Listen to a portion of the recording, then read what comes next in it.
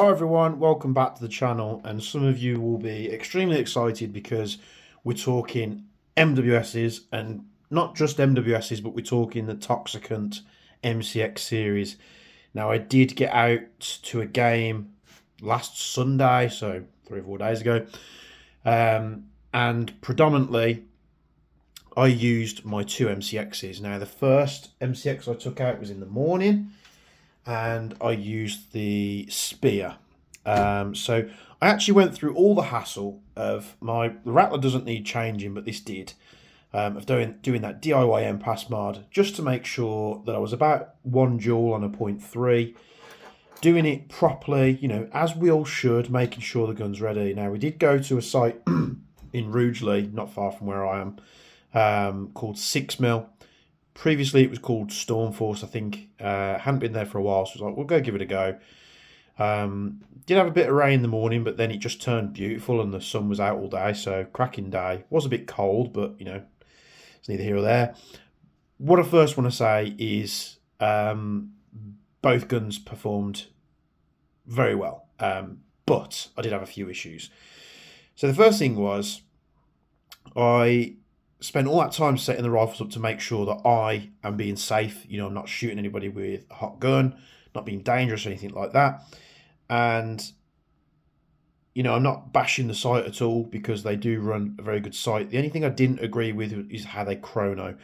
So they chrono everything on a 0.2 gram BB. They do say that they have FPS charts on the website, on the chrono station, but that wasn't the case. And when asked to the marshals, they didn't really have an idea. They were like, oh yeah, we don't do that here. So that is more of a site thing. Like, that is there's a big gap there for people to take advantage of it, because there was loads of HPA stuff there, and we all know that HPA and snipers dual creep. So they were chronoing snipers on 0.2s, they were chronoing HPAs on 0.2. Everything was chronoed on a 0.2 gram BB, which I know I was fine. So on a 0.3, I'm doing 1 joule. But what that means is it could be taken advantage of. So that being said, cracking day all day, didn't have any issues. The gameplay was great. It's been a while since I got out. I didn't record anything just because I don't have cameras that are set up to do that. It is something that I want to look into, perhaps getting some kind of scope cam for, so you guys can see the flight path of the BBs. And I do have a GoPro somewhere, but it's not up to date. I need to find it out. I need to prepare myself in that era. So the MCX Spear was the gun that I took out in the morning. The MCX Spear I ran on normal MWS magazines because I had them loaded. Basically loaded them all up. MWS magazines, and I loaded my PMags. I ran the Rattler on the PMags, and I ran this one on the normal standard Marui MWS mags. Now, straight into the game, the performance of the Toxicant Spear LT with a 60-degree Flamingo Promi 250mm barrel and a Titan nub was just phenomenal. Even on a 0.3, you could very much go to a heavier BB. There was no overhop or anything like that. Buddy of mine was using the same barrel setup in his MWS. He was using 2.8s, and he was having a good day as well. First thing I want to say is, with that setup, I was bringing the rifle up. I was viewing people at distances that you wouldn't normally engage. A buddy of mine said to me, you ain't going to reach him from there. And there was people around me with bolt actions. Now, it's not to say all bolt actions are the same. Their rifles probably wouldn't be set up, for optimum performance. I don't know. I play around with these guns a lot. You guys know that. But I was engaging targets and hitting them at distances that some of the bolt actions in the vicinity of that part of the game were struggling with. To which a buddy of mine said, like, Jesus Christ, that thing's an absolute nail driver. And it was. It performed absolutely flawlessly. And I was only using 0.3s. It was quite windy on the day, so sort of at distance you were getting a bit of variance, whether you were getting a crosswind left or crosswind right. But then I ran into my first issue, and this was very early on, with the Spear LT. And what it was it worked okay to start with, and then what it would do is the bolt would lock back.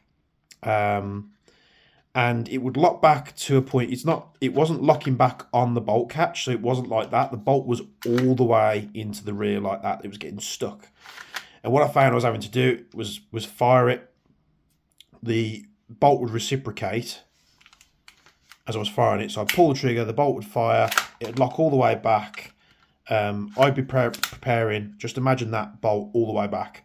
I'd be preparing to fire the next shot and nothing. And then what I was having to do was rack the bolt each time I wanted to fire with some magazines. I don't think it was the magazines, I think the gun was acting up. And a friend of mine who's got one had said, oh, if you had any trouble with yours, you know, I'm having a bit of trouble with lockback. It just seems to be locking back sporadically. And I hadn't really spoken to him about it since. And then I got back after the game and he said, check the top of the bolt. Now, I did check the top of the bolt because I changed the nozzle to make sure it was site legal. But he said, I bet you any money, because he's had a couple of issues with his. He said, I bet you any money that, that the screws on top of the bolt were loose. And I haven't touched this since, but I hadn't touched it at the game, but I got back the other day and pulled it apart, and lo and behold, that screw was loose. So that could be the case. He said when he tightened these and thread locked them in, he hasn't had an issue with that since. So there we go. Now you'll have seen there that as I've pulled that pin out, the the pin has come loose. I think I did have that on my Rattler as well. So yeah, that's an easy fix if that's the problem, but that's the only issue I really had with the Spear, because after, I think I did half of the first, so the first game was about 2 hours, second game was like another 2 or 3 hours. I went back to the safe zone halfway through the first game because I just thought, you know what, I need to test the Rattler anyway, because none of these guns have been tested at range apart from quickly setting up on their short range next to the Chrono. I'm going to go switch to the Rattler and I'm going to go with that because I haven't gamed with the Rattler yet. So I put this away and I didn't use it for the rest of the day.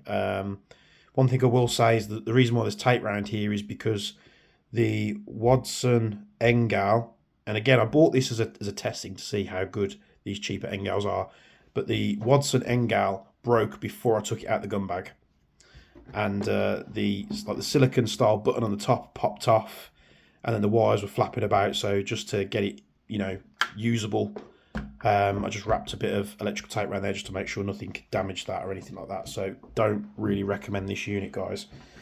I'm gonna have to speak with Kenny and Empire about that because that's where I had it from. So I have to speak to him, see if there's something we can do, because it's of no use. I haven't actually used the pet box yet. So I know they use brass detents. More so with this than the Rattler. I have had an issue where the pins are just a bit of a nightmare. This, like I say, this more than the Rattler. Just sometimes it doesn't want to loose the pin out at all. There we go. It's actually worked this time. And this next issue could be the case of the reason because this came loose was there is a bit of damage on the bolt here. So you'll see here. So I don't know if that's because the bolt was coming loose and it was able to move and shift, but the hammer has damage, as you'll see there. It's got a bit of a silvery. It does look like there's a bit of material loss, or it's been dented. Don't know if you can see that there.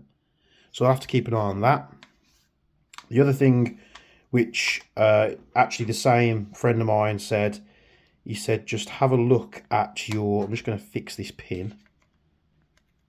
So let's push that back in. Oh, it's a massive pain in the arse, this is. I don't know how that's managed to do it. There we go. So the other issue my friend had was he said he's had a couple of these hop wheel. So the hop adjuster, you've got an arm that sits on the hop adjuster here, and he's had like 2 or 3 of these break now. Mine seems to be okay, so it's not broken. I'll check the Rattler because I put a lot more rounds through that than I did this.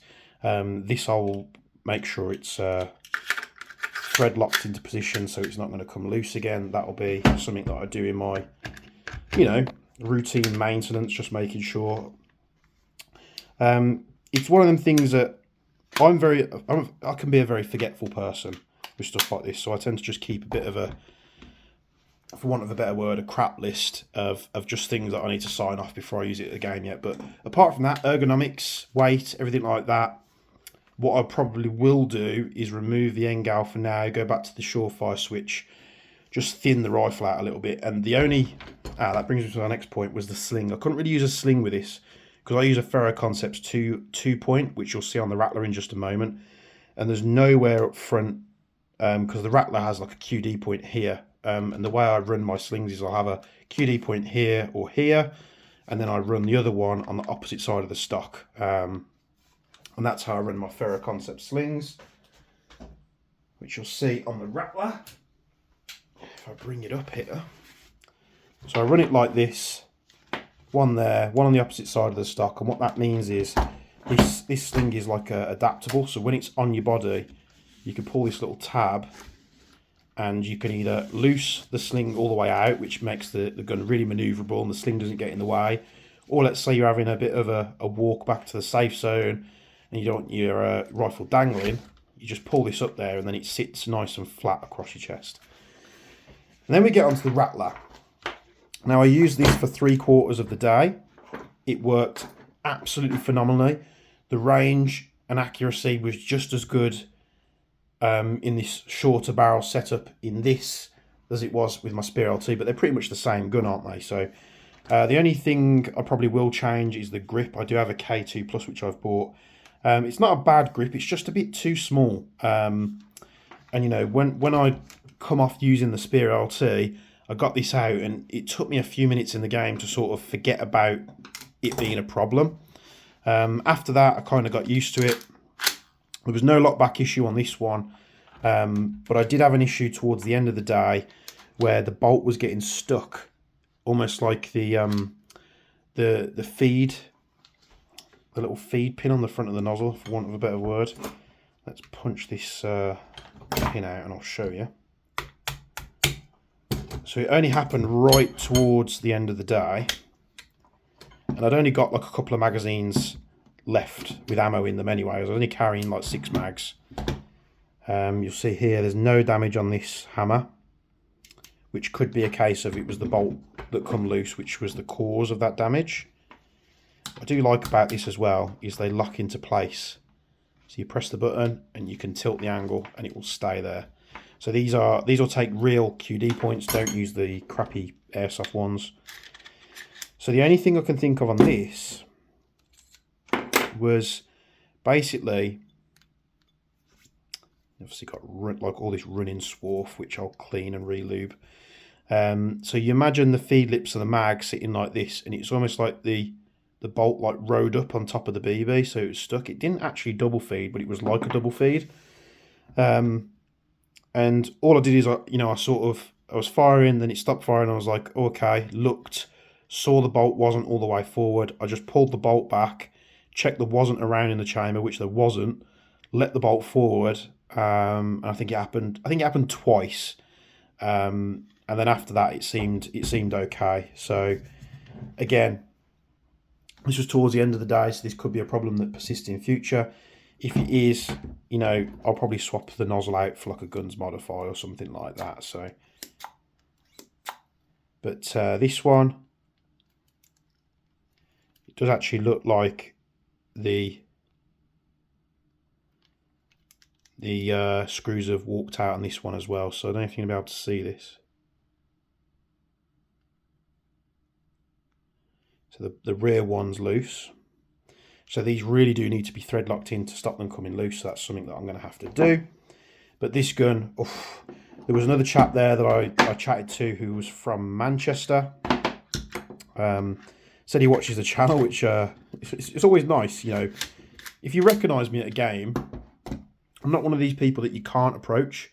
Like, he just walked up to me and he said, "Are you Jaeger?" I said, "Yeah." And then we talked about, you know, MWSs and such. He said he watched my stuff, which, you know, I really do appreciate. So, and he was running the Rattler as well. He said he was having an absolute amazing time with it. I think he was running the same setup with the Flamingo and the Titan.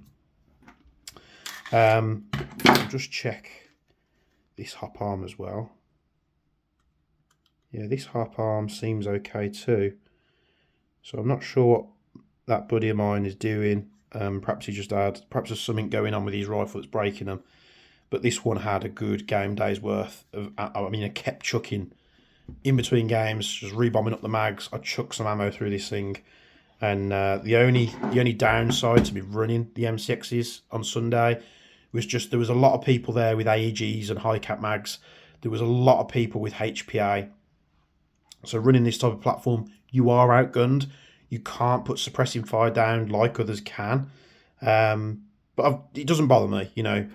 I'll more than happily, you know, take the hit, you know, and wait for a medical, go back to respawn, because there's nothing like, and every time I go to a game with MWSs, it's just a head turner. People always pay attention to what's going on now. Not so much with the Spear, but I didn't use it as long. But there is quite a few scratches on the Rattler, which isn't a problem because, you know, push comes to shove, I can always recoat it with some Cerakote. But yeah, super happy with both platforms. Yes, they had niggly issues. You're only going to find out about these niggly issues if you use the stuff. Do you know what I could probably do while we're talking about this? I might change the grip out. I do have a K2 Plus here. Just the part of me wants to leave that on there because it's like a proper SIG grip. I don't know. Let me know what you guys think, and perhaps I'll do it, you know, in a future video maybe. But I love the K2, and it's just not as comfy, but it does suit the gun, because that's how, I'm pretty sure that's how they come with the real ones. I took was it 5 or 6 MWSs with me. That's all I took with me to the game. And then the only reason I took that many rifles with me was I took the 2 MCXs, not knowing how they were going to perform. I took my Mark 18, my M733, and the Noveski. So the only gun that isn't running a Flamingo Titan combo is the M733, because it's just running as it is. I think it's a standard Maru barrel and hop. I didn't use the M733, the Mark 18, or the Noveski in-game, but I was shooting them plenty on the range. All performed brilliantly. The Noveski with that little hop arm mod that you might have seen on the channel, did that. 0.3 BBs in the magazine, no hop on, pulled it up. It was a tiny little dip, put it up one click on the 1 or 2 clicks on the hop wheel, and they were just going straight. And you know, the friend I was with just couldn't believe the performance out of that thing for such a cheap gun. I really do recommend it as a cheap backup. They run pretty good. The standard bolts are a bit hit and miss, and I wouldn't run the standard mag, but the gun itself with the Flamingo Titan combo, you know, performed absolutely amazingly. So I hope you like this little roundup. I'm going to try and get to a game this weekend as well, but I might go with some HPA stuff. I'm not too sure yet. I need to get cameras sorted so you guys can see this stuff as I use it, because it would be nice to overlay some footage from the game. But yeah, it's nice to know that these guns perform as good as they look. I mean, it is an MWS in a fancy body. So thanks for tuning in. You know, not so much chopping and changing parts and stuff, but it's just my feedback on the platform. Put tons of rounds through the Rattler, not so many through the Spear, just because I didn't want to. This is one thing I want to stress as well, guys. If you've got a gun and it's acting weird like the Spear LT was, and you don't know exactly what it is, the best thing you can do is put it back in your kit bag, pull out another rifle, and just leave it. Because if I'd have kept running that gun, let's say those screws popped all the way out, they jam up in your trigger mech or something like that, you could just cause a hell of a lot more damage. And when it started happening, you know, I think I fired an extra mag or 2 just because it was a target-rich environment. But I was like, right, I'm just going to get back to the safe zone, put it in a kit bag, get the Rattler out, carry on with my day, and we'll sort it on the bench when we come back. So that's the best advice I can give you for today. Thank you very much for tuning this video. Hope you like the content. We're literally just a gnat's hair off 11,000 subscribers. Thank you so much for that. And as always, from me and Bench, we'll see you in the next one.